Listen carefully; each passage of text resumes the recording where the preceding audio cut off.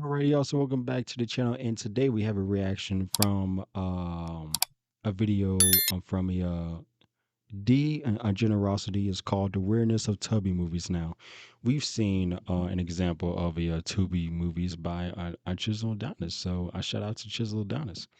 And a shout out to D Generosity. Now, Tubby movies, I ain't gonna lie, I might as well be in one because it is entertaining. So many plot holes, and also the actors and actresses seem to have a time of their lives. You know what I'm saying? Because Tubi movies really don't take themselves seriously. You know what I'm saying? I haven't watched a Tubi movie and just sat there and see a Tubi movie and just react to it and how it was and or or anything. But excuse me. Yeah, man. This is going to be entertaining, pretty fun. If you like this reaction, hit that like button and also subscribe to the channel. The link to this video will be down in the description below. And without further ado, ladies and gentlemen, let us do this. I'm just a kid. With the kid too. Crazy. Movies. A magnificent visual art form that can show the riveting story of one's life or journey. They can display the harshness of someone's struggles and the beauty of someone's rise, conveying emotions that whenever I see them on screen, I can't help but feel the same way the character is feeling on screen. Not only that, they can introduce you to a new world that is entirely detached from our reality that I'm almost always engulfed in. I think that's a beautiful wonder about movies. They can spark out emotions from me that I just can't get from any other media. But what kind of deep emotions does movies like this spark for me? Of course, just like with everything else. Bro, we're 55 seconds in.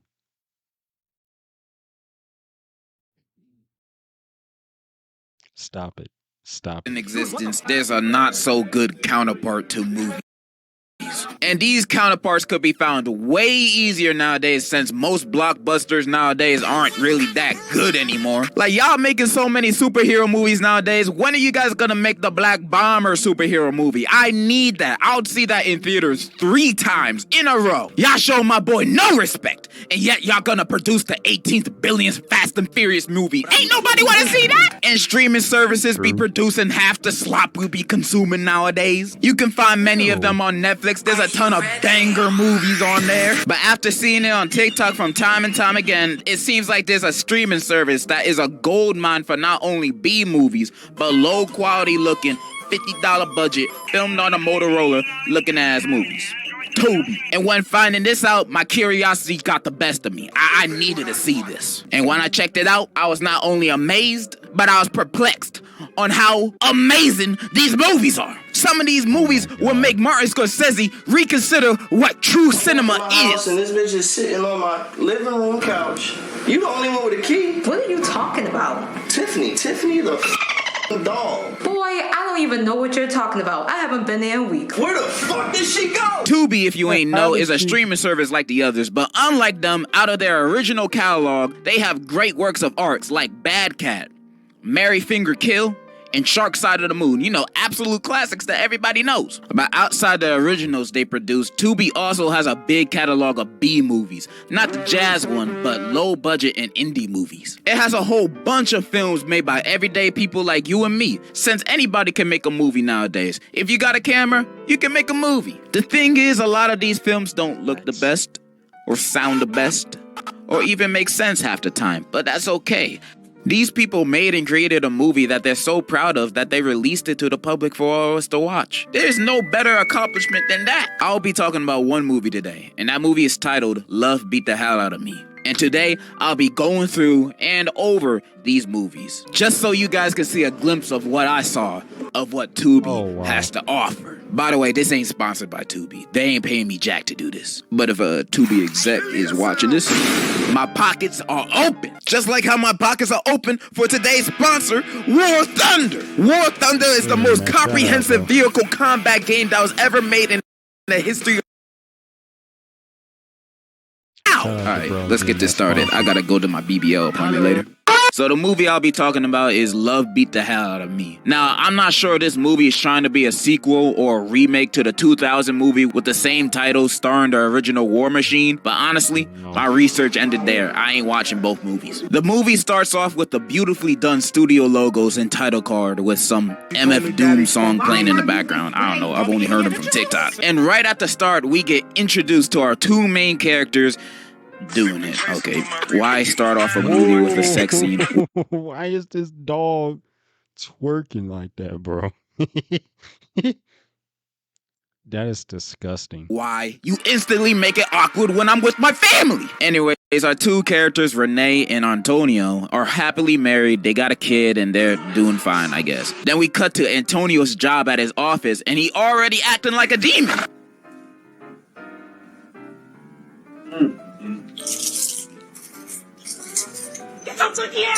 His boss then enters and introduces him to the new hire, Rhonda, and you can already see mad romantical tension between them. You can cut it with a sword or tortilla. It was that obvious. Next scene, we are at a school with Renee dropping off her son to and in his classroom. There she meets her son's new teacher, and the dude is buff like a Samoan. By the end of their convo, you can see even more romantical tension in the air. We seen so much lustful tension with these two, and it was never with each other. She then leaves because she ain't trying to act up, you know. Next, we're at a studio, hearing one of the best songs ever recorded. Sitting in my crib, trying to get blown. Niggas need to understand my shit just flows. Like the breeze off the fucking lake. I got this dope shit uncut, make your ass lose. So this dude is Renee's brother, and apparently this is Antonio's studio. And they're all a part of this music group. I forgot what it was called. And Antonio invited some fine singers to help him record a song. Renee's brother and Antonio start hollering at these girls, and all of a sudden, this dude becomes a comedian. No, he didn't call himself T-Slick. For real? This candy man looking goofy. Yeah, say my name 3 times, motherfucker. Watch for that. Yeah, how dare you sabotage me in front of these ladies when your sister is literally my wife. But they kiss and make up at the end, so it's all cool. Then we teleport to this long salon scene where Renee works out, and all the girls there are roasting each other, talking about their kids and that new teacher Renee met today. Her salon buddies egg her, trying to get the deets out of her, but she shows off her wedding ring, announcing her loyalty to Antonio. How sweet. Alright, not gonna lie, first third of this movie is kinda slow. There's a lot of small talk, like Antonio telling Ray about the new hire and one of Ray's grown-ass friends trying to flirt with a kid in the chicken shop. Hey, got an ID? You can go home with me, fool. It ain't until we back at Antonio's office and Rhonda call him for some assistance. Antonio heads over to her office, and then his boss is looking for him because he just got nominated for an award for best attorney in the district. The boss and secretary go to Rhonda's office to tell Antonio the good news, only to walk in on him giving Rhonda back shot. Are you freaking kidding me? They fired on the spot, and Rhonda's laughing like she an anime villain. I don't know what the hell that's about. We then cut to Renee bro showing up to their house, and he trying to tell her the bad news about her husband, Antonio. I have no idea how he knows, but just deal with it. But then he does one of those long build-up explanations. Instead of just saying what the husband did, just say he cheated. Say it, nigga. Your husband ain't the man you think he is. Then Antonio walks in last second, right before an actual explanation, of course. I hate when characters do that in movies. Just spit it out. Spit it out already. Then we cut to Renee visiting Antonio's old job because she just wanted to see her husband, being a working and strong man. Only to find out this man hasn't been working there for 2 weeks. She obviously mad, but then the boss tells her the real... How do you not know that? Like, you know, in your brain, especially like for a female, like you gotta have intuition. You gotta be like, why ain't this motherfucker ain't working? Like, he haven't been working. He's just been in the house all day, you know what I'm saying? Going out all day, you know what I'm saying? You gotta question, like, where are you going if he's going out all day, you know what I'm saying? You gotta have that curiosity, gang. Reason why he got fired, then she gets even more mad. What? You Miss Chambers. Renee. You, the job of everybody that work up in here, your nosy ass secretary. Renee. We then cut to Antonio making music with that singer he met earlier. Then they start Nah, I'm not gonna sugarcoat it. My guy really said, I already cheated once. I might as well do it again. Then Renee finally confronts him about his cheating, his job, and she is tired of his dishonesty. You need to calm down. Stop telling me to calm down. Who the fuck you think you talking? This man just starts going Chris Brown on her and starts chasing her with a gun like he John Wick in the most intense chase scene I've ever seen in a movie.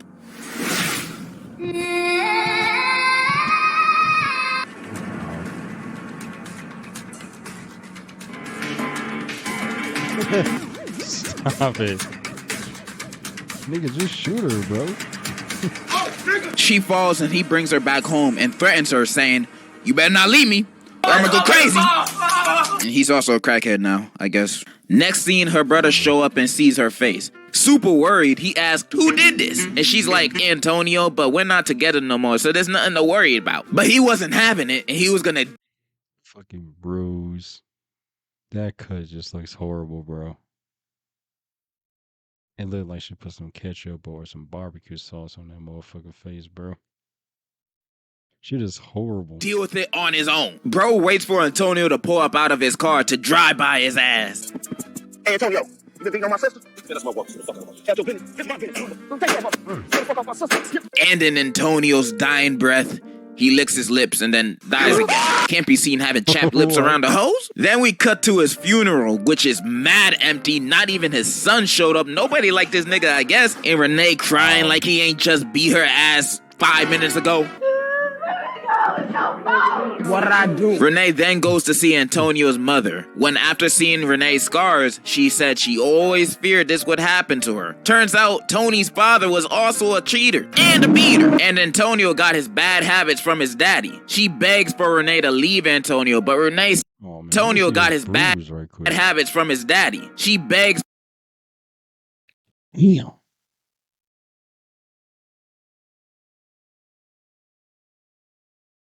I didn't put no ointments or anything on that motherfucker. I'm just saying, bro. That's crazy. For Renee to leave Antonio, but Renee says she can't leave him because he threatened her. But he was just at his funeral. He dead now. What are you gonna do? Slap you from the grave? Like, that's just ridiculous. Tony's mom then recommends her to at least leave the house while he's still there. And then she proceeds to think about her son's teacher that so fake. Look at the scars. Like, at least leave the house while he's... Shit's so fake, bro. It's just nasty looking. Who was the makeup person behind this? Terrible, terrible work. Still there. And then she proceeds to think about her son's teacher that she spoke to for like 30 seconds. I didn't know you guys had that kind of relationship already. Anyways, we go to the next scene at night to the singer girl appearing to be catcalled by some random homeless dude. Only for him to be Antonio? I thought this man was dead. What the hell he doing back? First time I saw this scene, I thought it was a flashback or something. But nah, he's alive. He's alive. So what was that funeral about? Some Mr. Robot dream sequence or some shit? How is he not dead? I mean, from what I found out later on in the movie, he ain't from Wizards of Waverly Place. So how he came back to life? And the movie never explains this. He's just alive again and homeless now. My personal theory is that he has the same powers of Kenny from South Park, but that's just me. Anyways, he confronts the girl about her not answering his calls, but she ain't having it with his drug problems because he's a junkie now, I guess. He gets mad and is about to smack her, but then she pulls out the blicky on him. Miko. Bitch, He slowly backs away from her and then notices someone he knows in the alleyway. I know you.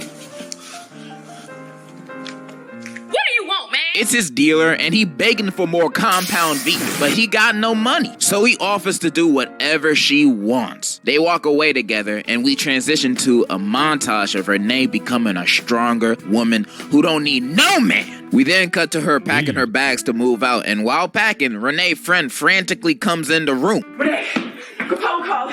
We need to go get Antonio now. Get him for what? Like I said, we need to go get Antonio. And she does one of those things where she don't explain why she has to do it. She just says, there's no time. Like, nah, you gotta explain why I need to save my abusive husband, because I will never be in the mood for that. Renee eventually agrees to go, and as they looking around for him, they pull up to a trap house. And then her friend, like, nah, let's just get out of here and call the police. This place ain't safe.